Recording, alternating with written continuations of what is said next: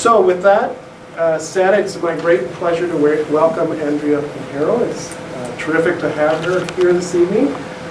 She's a wonderful artist and a terrific person, but even better, she's in her BFA and her MFA here, so it's great to welcome her back to the community.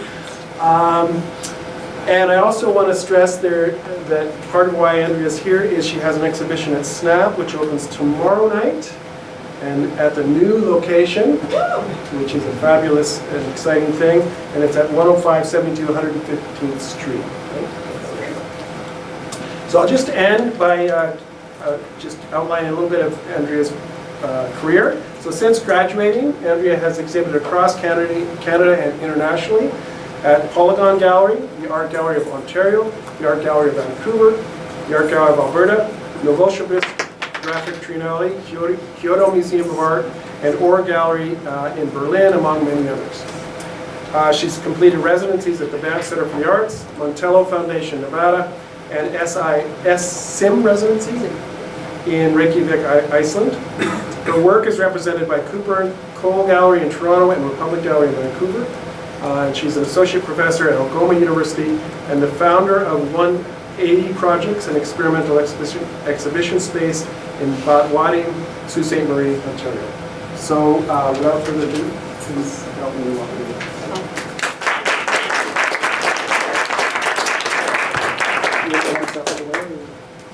Sure, yeah, that's fine. Well, first, thank you so much, Sean, and all of you for being here in these interesting times.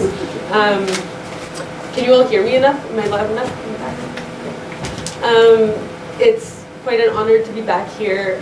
You have a very special place to learn here. I think I had an incredible time at U of A, though it definitely set me up for problems in terms of my expectations for students in the future, because there is such a high degree of the community of you all working so well together, the synergy between SNAP and the program here, and just such a supportive and hardworking, ambitious, and incredibly talented faculty and program. So my talk will cover a range of things in my practice. I'll go back through some older works just to give you an idea of how things tie in. I find more and more I'm realizing that there's all these sort of long cycles and short cycles in a practice that loop back and impact how I work in different ways. So some of the works that I did in undergrad are still incredibly significant to me today. I want to start with some of the images that are not mine, but were incredibly important to me in my thinking through grad school and still today. So the image on the left is from a piece of, no, I'll start on the right. They all interrelate, but the one on the far right is of the Trinity test site, where the first nuclear weapon was detonated in 1945. And the image on the far left is from a piece of fog film. Before the radioactivity from nuclear weapons was discovered as an effect of detonating bombs, or it was discovered through photographic film. The Kodak Eastman Company packed their film in straw. This was in Indiana, and it was shipped to New York, and the photographer there opened the box of film and found that it was fog. And this was how they made the correlation between radioactive fallout and the bombs. And then the image in the center is of uranium tailings in Elliott Lake. And I went to school in Elliott Lake before coming here, and it was a very small former mining town. And this is I was already very fixated on nuclear things before going there, and going to school for 3 years in this small mining community that was surrounded by millions of tons of low-level nuclear waste, exacerbated that for me dramatically. So these sort of the indexical image of the radioactivity burning right into the film was very important to me, and then the way that images of places don't actually reveal the complexities of the chemical, radiological interactions and the significance of the things that are happening there. So I wanted to show this work. It was done when we had an installation class at the South Lab, and it was really important to me because I started cutting out the names of all the bomb tests that had ever been deployed anywhere in the world, and I was just interested in the strangeness of the names. There's so many different kinds of words that were used to name the more than 2,500 bomb tests that were detonated around the world. And I'd cut them out of acetate and paint them onto the walls in wax. But this work was sort of problematic because I didn't leave proper space for the tests that didn't have names, which was almost half of them. And I'll go through these ones quite quickly. Shortly after grad school, I went to the Banff Center, and again, still sort of thinking about radioactivity quite a bit. I was trying to photograph traces of radiation through building cloud chambers. And I managed to catch a couple little trails in the cloud chamber, but not too many. And I then turned these into photogravure plates.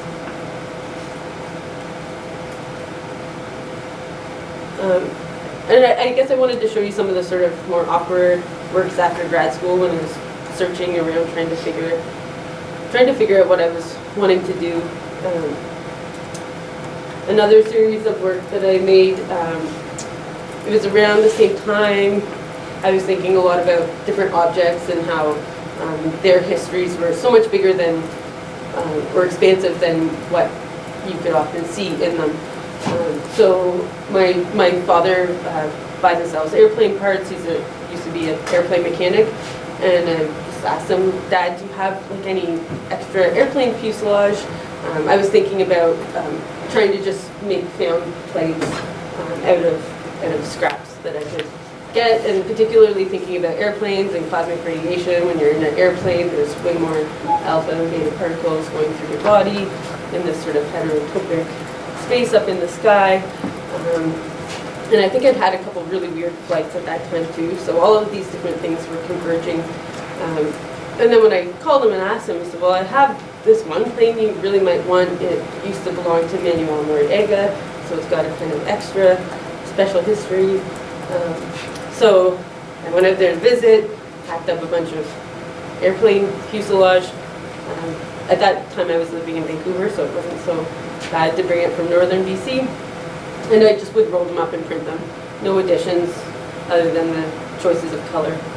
So thinking a lot about how the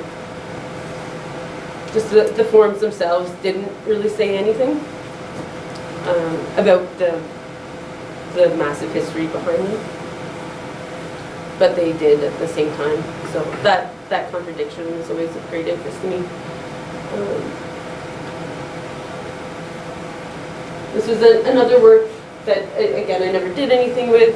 I began just cutting up one little photograph that was on a day that was significant for me in my personal life.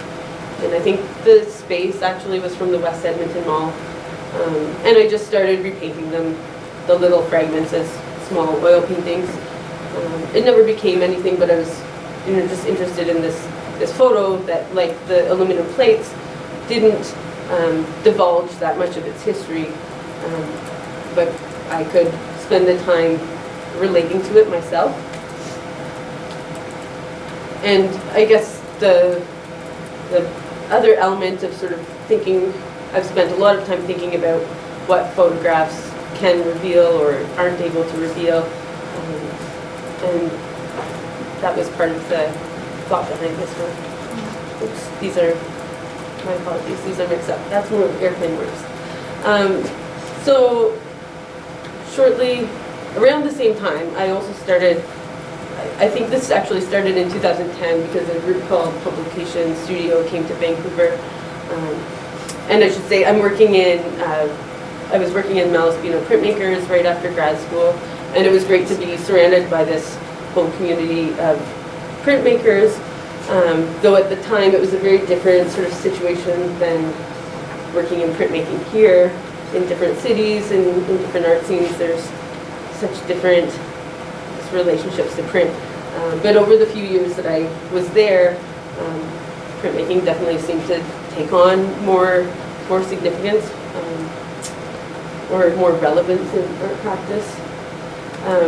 So anyway, that's an aside, but Publication Studio, they were binding up books just using file folders, really cheap. So when they were there visiting, I took the opportunity to get a couple book dummies bound up, and I just did the first 2 books. And these books, I had a page for every bomb test, and just one word or one name on each page. And it's through quite a few talks and over lots of studio visits, Presentation House decided to publish the book. And I'm still even working with this book in a sense now. There have been a few times when I've been asked to go read it as a conference talk or as a performance. So right now, I'm actually starting work on a project where I'm going to film reading it. It will be probably the longest or one of the most dull feature-length films ever, because it's just flipping the pages and reading the books, but I think it will have a certain rhythm, and I'll hand develop the film so that the film itself will be the only sort of variation. But the math on the duration, it takes about 20 minutes to read 2 books, so 12 books gets you right in that 120-minute mark. These are some other works that were shown with the bomb book, and these were sort of an extension of my grad work where I was rephotographing archival images produced by the Department of Energy in the United States from the bomb testing experiments in the Nevada desert. And these 2, I just found these 2 images to be so disturbing, poetic in such a disturbing way in terms of the lack of windows and also these men coming out of this sort of grave-like incision into the soil. So another element of my practice that started probably before I came out here to U of A was this sort of repeated visits to the uranium tailings in the Elliott Lake area. That first image that I showed of Robert Del Tredecchi's photo, that was before the uranium tailings had been reclaimed. There's another Edward Bertinsky photograph in his tailing series that I think is about the same position or the same site, and I speculate that it's actually this site, but this is where the dam has been built over it. And it's hopefully not too difficult to tell the scale, but I continually go back to these sites to photograph. I'm not entirely sure exactly what all of this work is about, but I think it's going to be becoming something soon, but I think it will also be a continual ongoing project. The other thing that I find really strange in going to these sites, and I should say that this site in particular is right at, if you continue down the road past the mine tailings, it turns into the actual mine site, which was on a sacred site to the Anishinaabe people of the area. And when we were in school, we were brought there to this site on our first week of school to learn about the process of going on vision quests, as that had been the traditional vision quest site for the Anishinaabe people. And there's another Anishinaabe artist from Serpent River, which is the community downstream from these tailings, Body Divine. And she's made a really incredible film about her grandfather, who was the last man to do the vision quest at that site before it was closed to mining. And of course his vision presaged much of what ended up happening. So I definitely recommend seeing that if you have interest. So it's that the site past the tailings is this incredible cliff on a massive lake. It's a very beautiful site and these contradictions of incredible, seemingly natural beauty and these massive tailing ponds is always quite jarring. But the thing that I find quite strange, and I'm trying to figure out in my practice, is why I continually go to the tailings with people that I love or good friends. I'm trying to figure out what exactly is wrong with me, but it is also something about sort of sharing my fascination, my fixation on these places. And sometimes in some seasons I've been there and there's these like incredible rainbows. It's so full of contradictions. So that in this last photo, so I'm kind of working with these images right now, but it also takes me a very long time to work with images, and I'll get into that. This one's a multiple negatives smushed together. So this next image switches gears a little bit, and it was actually generated when I was working on the tiny little cut-up photograph that had maybe 30 or 40 little pieces. I was using it as a palette to do other paintings in the studio at the time, and it kind of dawned on me that this was really getting at some of the interactions I was trying to produce with photography. And to go way back now, I should say that one of the questions I really had, or the strategies that I was hoping to learn coming here, was how to bring photographs and hand-generated marks together. Just these two very different visual languages. And this was also, I think, a way of working that became it was very feasible and easier to do within the limitations of the studio situation I had at the time. I was either working in very tiny studios or at home in my kitchen, so working very small. And what I was doing was just painting directly on 4x6 photographs and then scanning, enlarging them, and printing them. And it was sort of a way of working that I came about through accident. Also I had a sort of perpetual habit of scanning things all the time. I was here, when I started at U of A, we had just gotten the first Epson printer, and I feel like I'm always in this in-between state of having learned all the analog processes, but also being there for the start of the digital processes being integrated. So it was very impactful getting to sort of work in both worlds. The photographs that the series started with were from a school trip that we took to Germany, and then some of us stopped back through Iceland on the way, and I think by that time we were probably quite exhausted, but we got to go through this private collection that was housed in a former residential house that had been converted into a gallery, and that whole afternoon they allowed us to photograph. We spent hours in there, and it was just this sort of beautiful experience with a lot of work from land artists, people that I had studied, minimal works, and it was just I don't know, there's something very intimate about the experience of these works.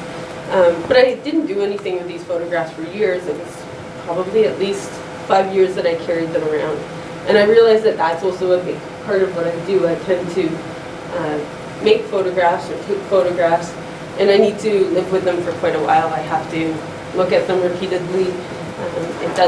It's very rare that I can take a photograph and then make it into something that will turn into a finished work. There has to be a certain amount of accident. That might be attributed to Stephen Harris's John Cage class. The indeterminacy, I think, is a really important element for me in the work. If I know too much of what I'm doing, I'm not excited about it. So this series of work, the paintings are just over top of Pinwheel Photos. And the Pinwheel Photos I made almost 10 years before. I was home for one summer in Peterborough, Ontario, and I was supposed to teach a workshop for kids on pinhole photography. So I was like, well, I haven't done pinhole photography for a few years. I better do some pinhole photos in my mom's closet or in the bathroom or something. So they're just scrap photos that I carried around for years, and they became very easy, and they're all tiny, tiny photos. But they became really easy to work over because of the abstraction that was already happening in them. And I feel like a lot of this work, it was after I'd been living in Vancouver for a couple of years, so it was when the color started to seep in from having lived there for a while.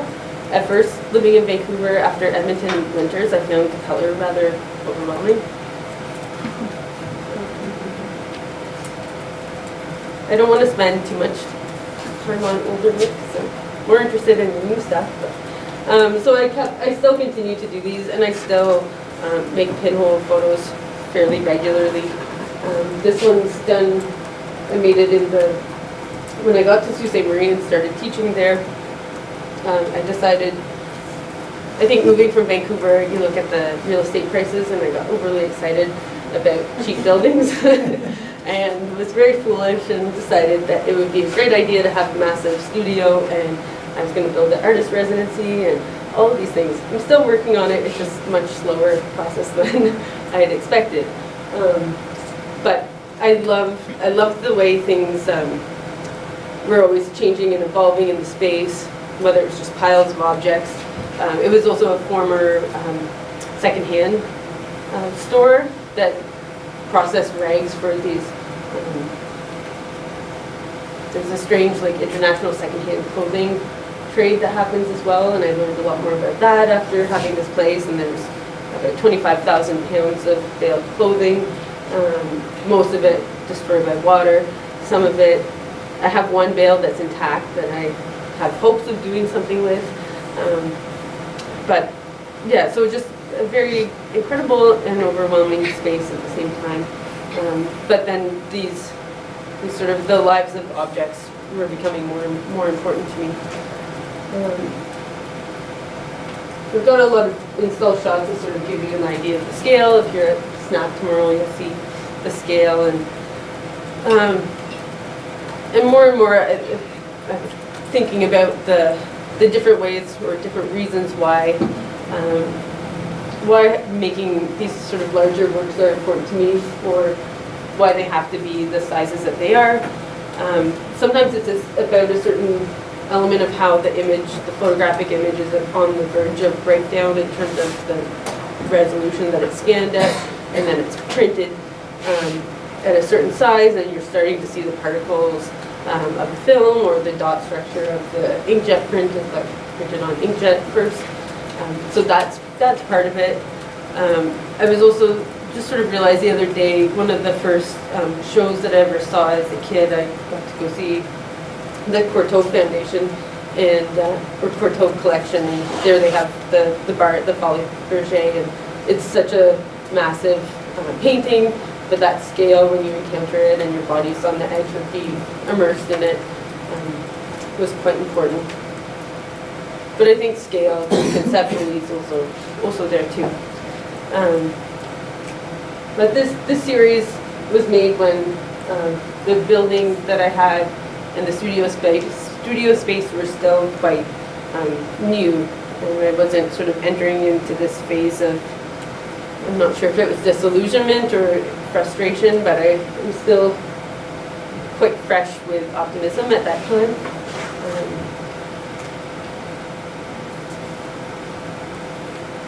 And there might be, I don't think there's anyone here that was on the Japan trip that we took with the department here.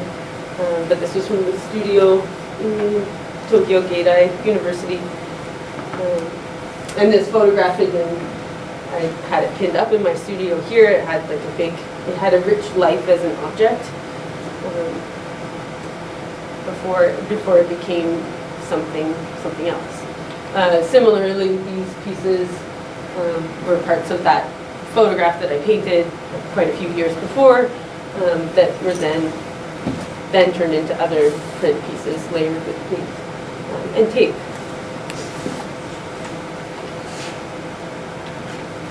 This next series of work started as paintings.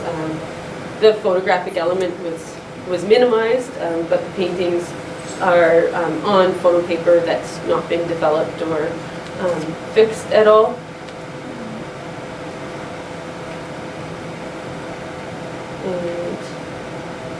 And then there was a small suite of paintings that were directly on photo paper, and there was another very small set of pinhole photos, but that photographic element being completely minimized. So a very different body of work. This was how the work was shown with another artist, Georgia Dickey, and we were very happy with the reception to that. There were a few people that came by and said that this was a booth that in New York, and the response was that it was a very witchy booth, and I was quite happy with that. But these pieces, again, I was working with these objects that I was starting to collect in the studio. There's a little bit of a airplane fuselage from this Noriega Learjet. There's ash that I am going to turn into a basket, and different minerals.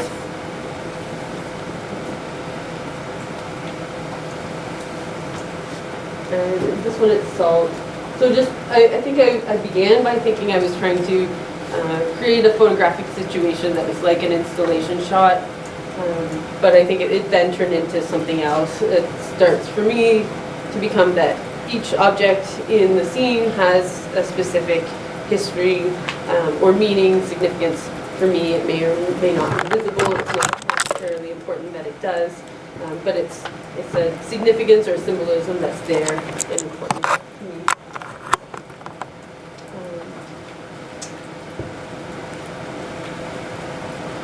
So this is all from the same series. I can go through and tell you all the different things in it.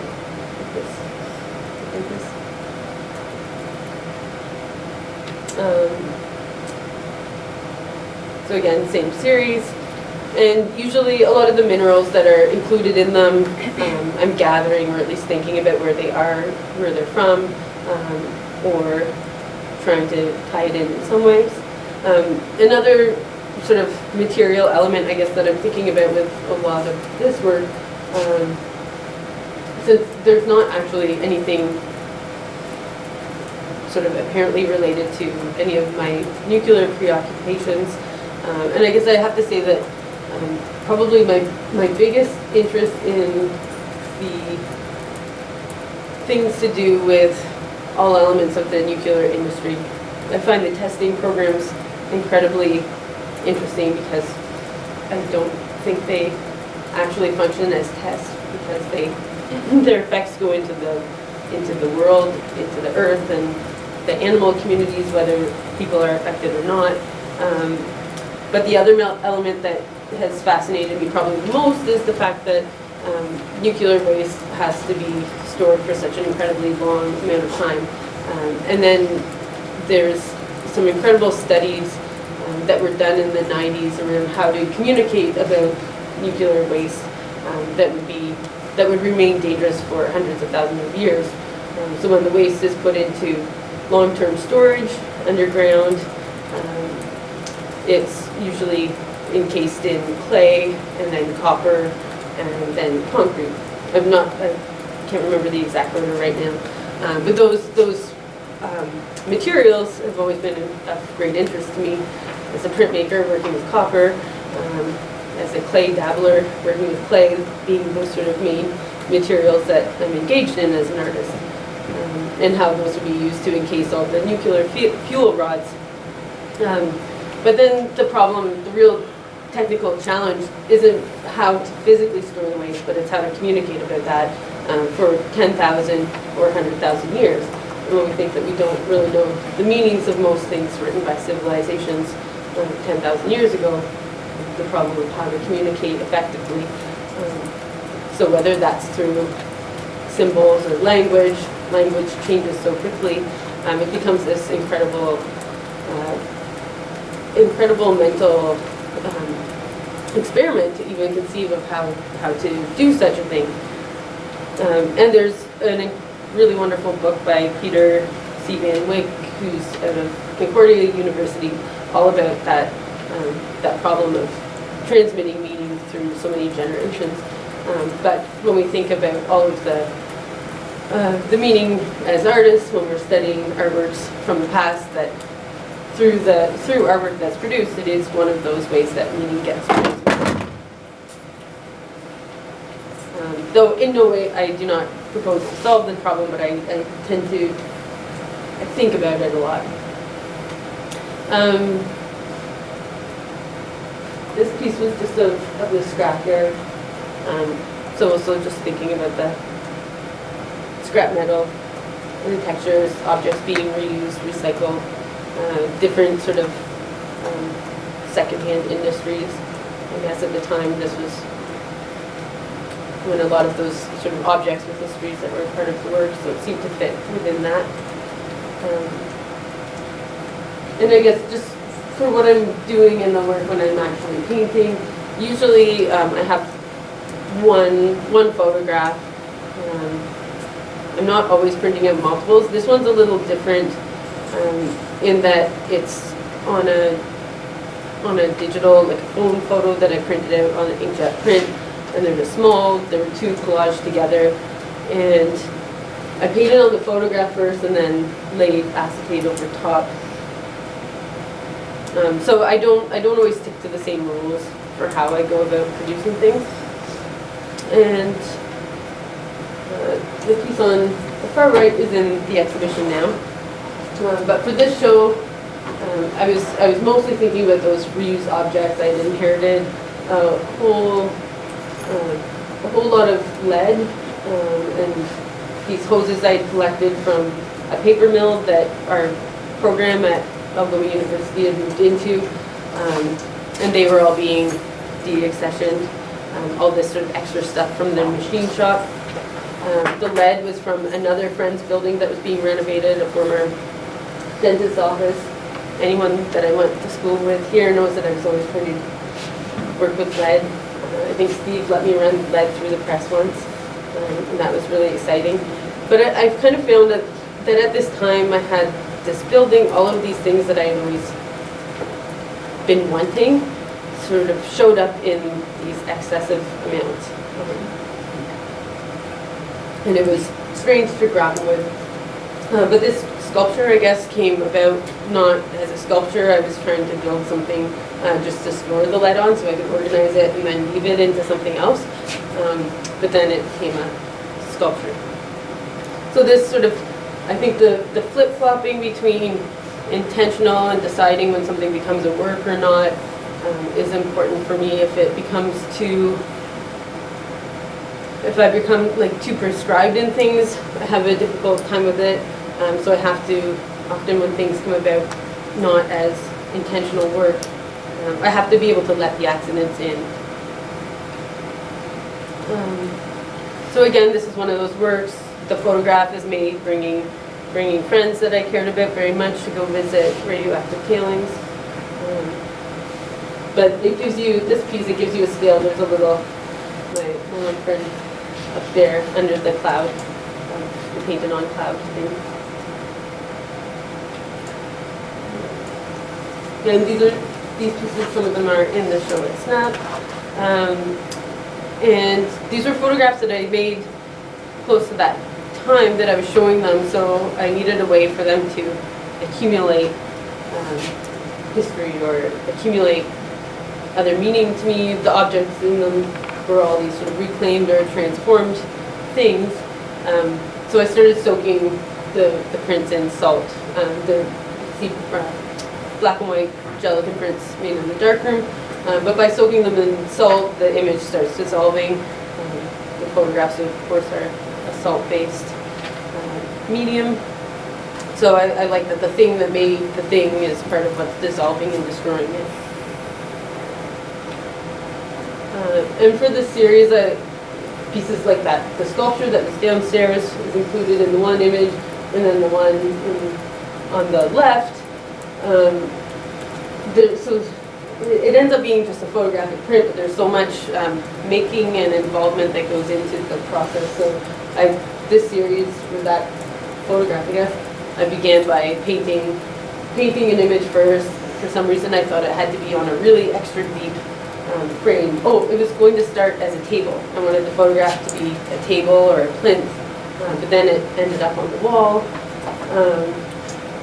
Building things out of concrete, doing body casts. All of these things get thrown into the space, and that becomes a photograph to then do other things too.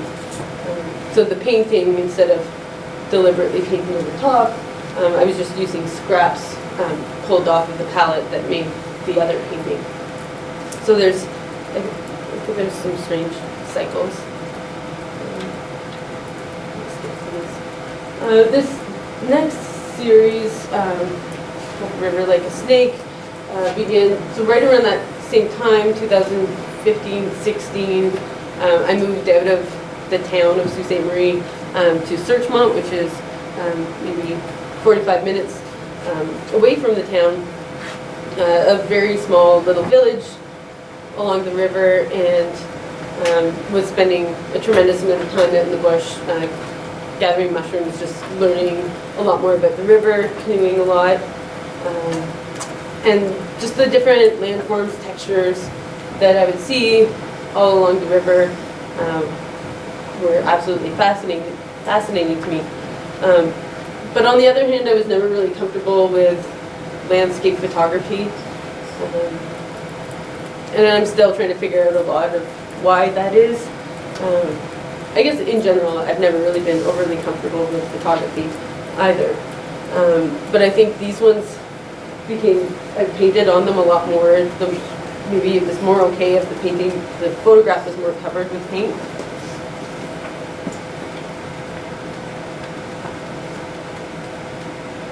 I want to talk about the river a little bit more. So since shortly after going out there, the first time I canoed down the river, and I knew this was the case, that there was tremendous amounts of clay deposits on the river. But then once I got to see them, I just fell in love with them. So the whole Goulet River is in a glacial water or glacial plain. So the entire river is carved through these clay banks. And I'm just so fascinated with watching them through the different seasons, photographing them, filming them. In the spring, we always get these runoffs, and so the one on the right, it seems so incredibly painterly, the way that the melting ice slides through the clay, and so I'm still working on trying to film those properly. But this it ties back into the uranium tailings, I think, to me, because the banks and also the form of continually photographing these things where there's a very high horizon line, the form itself fills almost the entire image, that formally and compositionally they were similar to me. But I started wanting to work with the clay. The whole time I was here doing grad school, I was very privileged to get to work at Beaver Flats Pottery and keep working with clay. I had started doing some clay work when I was at White Mountain Academy, and it was always a very therapeutic, wonderful material to work with. So I just started making these really simple little hinge pots and firing them and continuously working with them. And it was not a very easy clay body to work with, but to me that became a sort of metaphor about developing my new relationship with that particular land. And I was thinking a lot about my own land relationships, between myself and the land on a day-to-day basis, and as a settler in Canada, and this sort of daily contact with clay, whether just making little pots or pit firing them, and the simplicity of the whole process has been incredibly fascinating to me. I've started running some classes at the university where we've done pit-fired pottery, and I think the experience of not having to buy anything, that we're just going out into the land and using the clay that we're processing ourselves is quite empowering. I think for students there, we're in a remote place where we don't have any art stores besides the Michaels, so we become very dependent on online ordering, and that can feel fairly disconnected.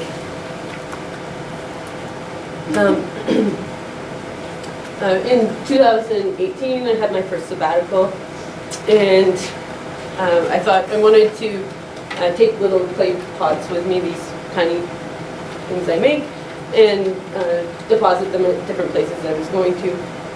And I began my sort of sabbatical tour with going to Iceland. I wanted to go through that same gallery that I had taken the photographs at. It was called the Sapping Gallery. And it turned out that it was a private collection, a very massive private collection, but they had shut down. I managed to find the people who owned it, but they no longer had this public viewing available for that artwork, which was a real shame. But anyway, so the first pot I took out was when I was out driving around through Iceland by myself, and I got to this spot and at Kaldrenneshrepper, and it was very sort of bowl-like, so it seemed to me like this was the right spot to do this first thing. And I don't know entirely that this is what this is or how it's becoming part of my practice, but I just knew that I wanted to go through this process.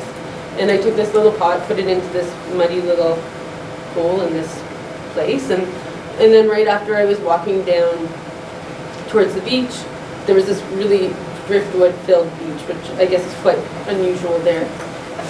And then as I was walking along the beach, there was a whole dead sheep, and then everything was gone from the sheep except the horns and the bones and the fur on the bottom parts of the leg. And to me, it just seemed like this incredible metaphor about relationship to land.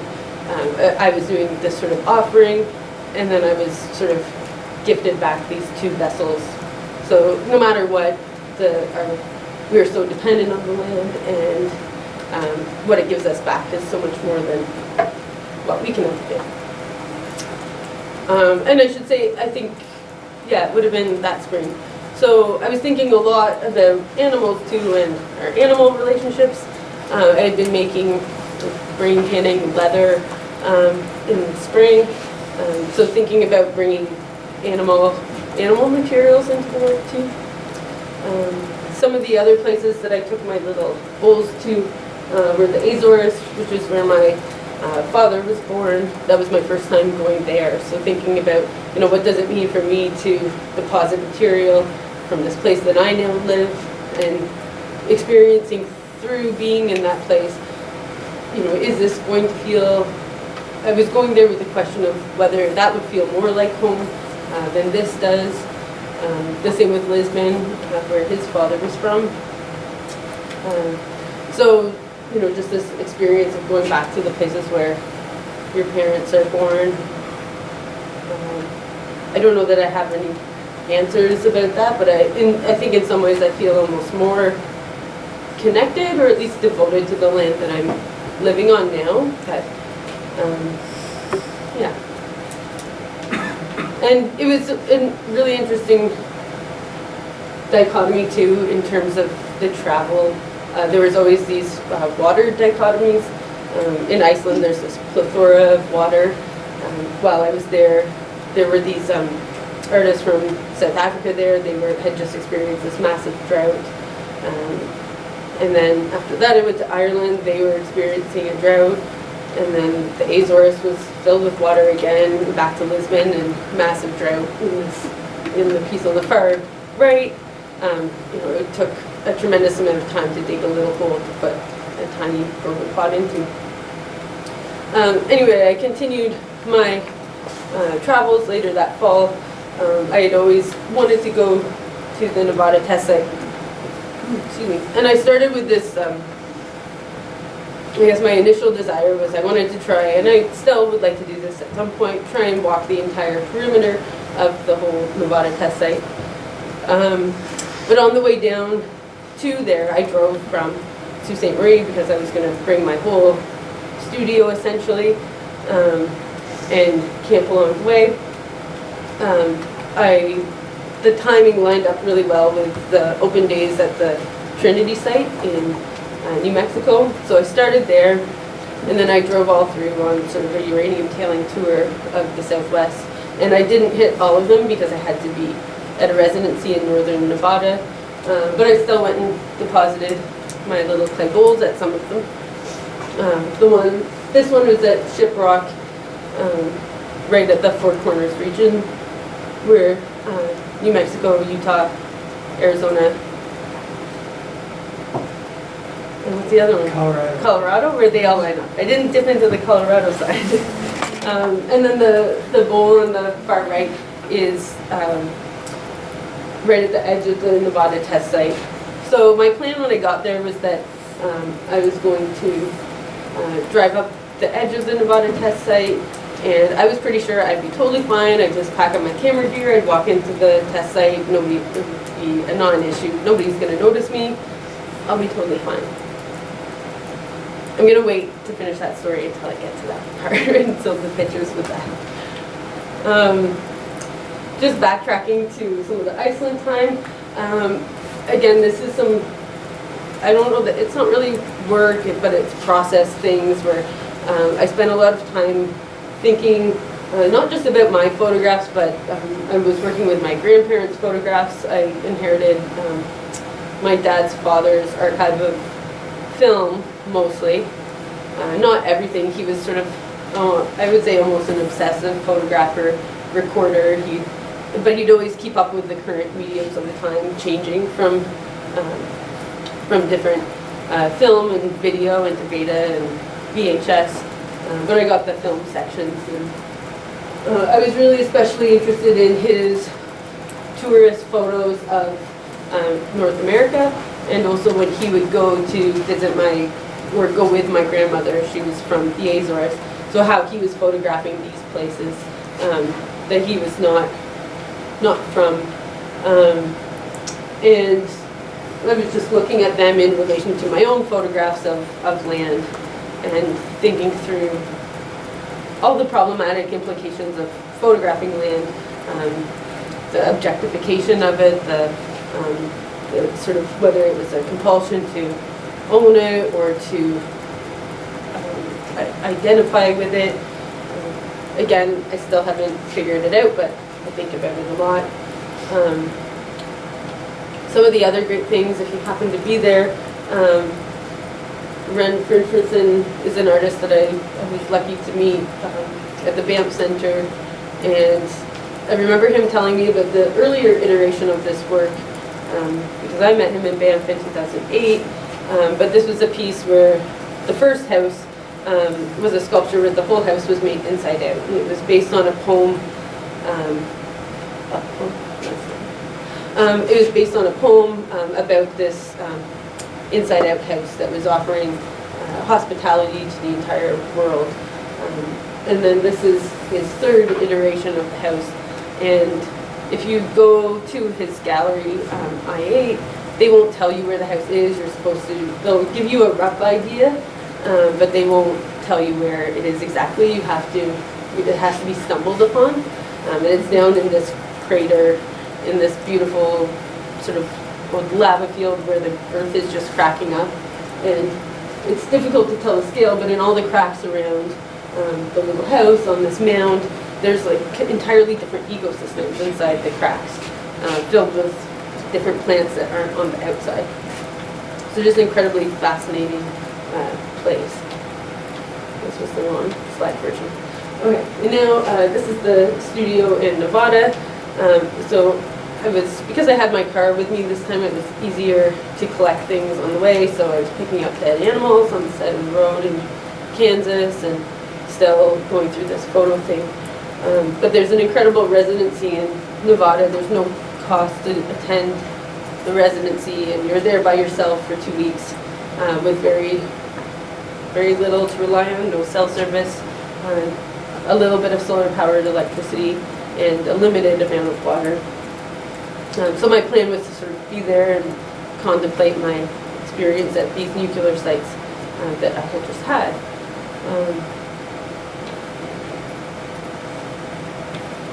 So some of my films that I'm still working on from the Nevada test site with all my really bad developing. So I went to the Trinity site, drove along uranium tour for a few days until I got to Nevada. And there's a whole wildlife refuge that runs right alongside the Nevada test site. Currently, or I know at least in the last couple of years, the White House was trying to take back a lot more of that land into the, it's no longer called the Nevada test site, but into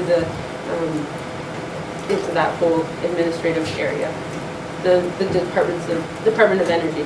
It's a massive part of southern Nevada, and it's a wildlife refuge for bighorn sheep in these beautiful mountains. So anyway, I thought, first of all, the Trinity site, the open days there, it was an incredibly bizarre experience. I had no idea there would be as many people attending these events. There's another Canadian artist, Mary, forgetting her last name, she just had a show at the Southern Alberta Art Gallery a few months ago, or last spring. But she does a lot of work interviewing people who go to the Trinity site. So anyway, I did manage to drive up into this wildlife refuge as far as I could, and there's spots where it overlaps. So technically, I was camping within the bounds of the Nevada test site, and there's signs everywhere, but there's some spots, looking on the maps, that they overlap. So I was satisfied with being there and then walking into it little bits until, as I was setting up the camp, I'm surrounded by fighter jets the entire time. And I just thought, like, everybody had been telling me there's no way I'm going to get into this place, and I didn't really believe them, and then I did believe them.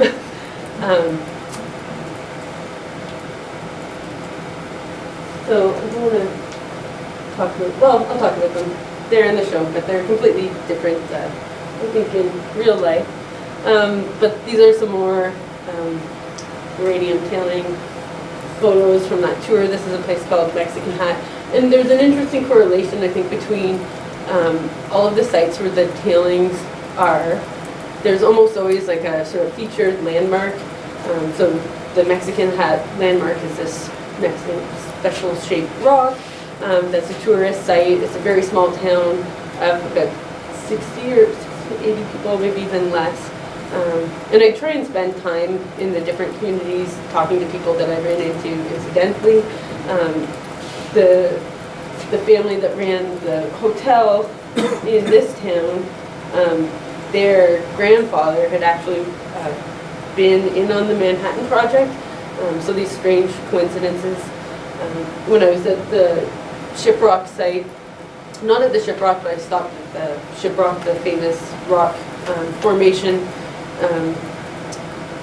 And when I was there, I ran into a young Navajo man, and he was there because it happened to be Columbus Day, and he had written a poem.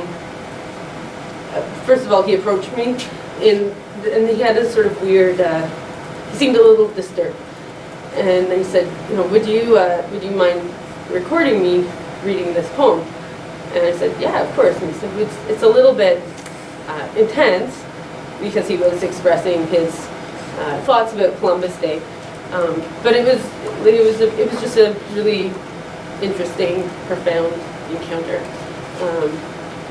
So these other little stories, little incidences that happen through the people that you run into along the ways to these sites is still something I think I'm processing, but also very interested in.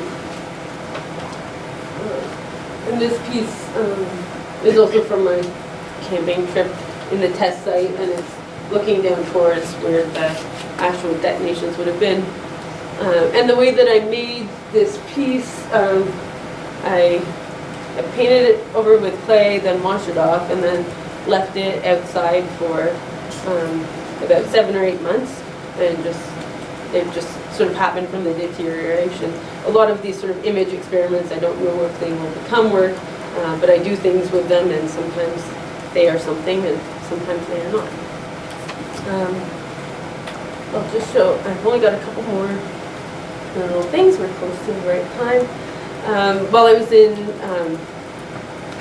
Iceland, I took a 16mm filmmaking workshop, and throughout the whole residency, and sabbatical process. I was wanting to bring more time-based work into what I was doing, as concepts around time were so integral to a lot of what I was thinking. It seemed that I should be at least experimenting with time or moving image in some way. And then I was thinking about this sort of reversal of process. Instead of putting things or painting over my photographs, what if I projected an image onto the surface? And yeah, so this one's some of the footage from the Trinity site, projected on clay from the river that's packed onto roots that I wove together.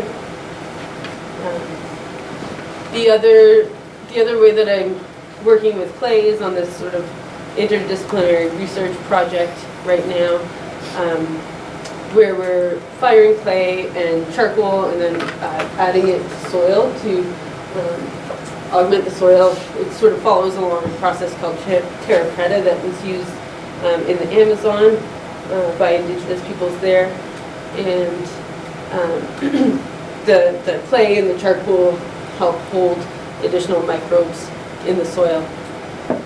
This part of the film is really interesting to me because it's very overexposed in lots of the parts, but those hands there are holding a tiny piece of the trinitite. That's the glass, the new mineral that was made by the nuclear explosion. And I was talking to these two retired vice principals from a college from El Paso, and they picked up the trinitite and gave it to me. You're not supposed to take it, but everybody there was picking up trinitite. So having this little object was quite incredible.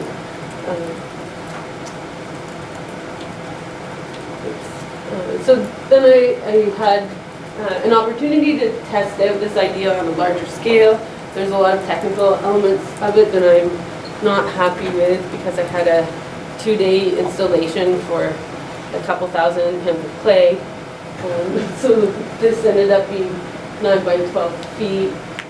I also think, probably different film footage might work better with the surface, but it was an experiment. Parts, you can't see it too much in this light, but the parts that I was really unhappy with was the edge of the projector. I think if I could do more of a stenciling out the edges. But the entire screen is made just of roots and clay hung on a welded frame. So there's more what to do with that, but it might be that the smaller scale works better. Are we about time, Sean? Yeah, 6 minutes. Okay. And I won't play it for you then, but if you do want to see it, I think there's links on my website. I became incredibly fascinated with editing sound. So if you want to see it, the whole film's up there. Just quickly, the other project that I work on is a gallery that's adjacent to my studio.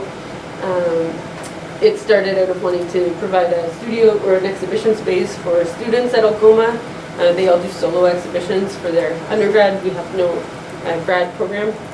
And then to also show visiting artist works.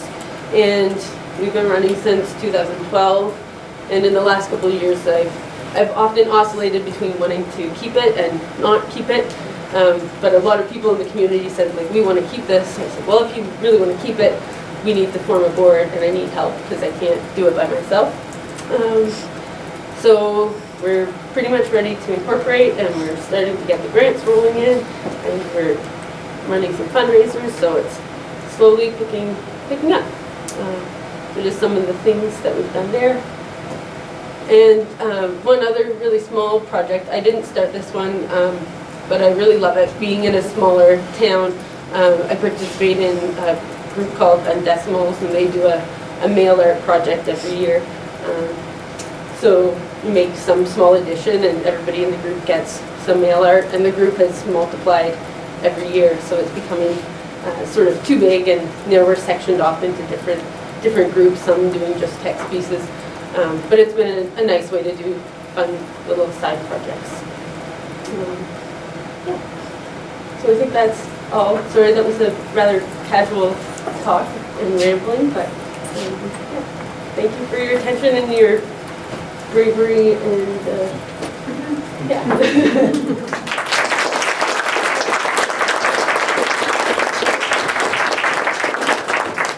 think we have time for a few questions. Anyone have questions?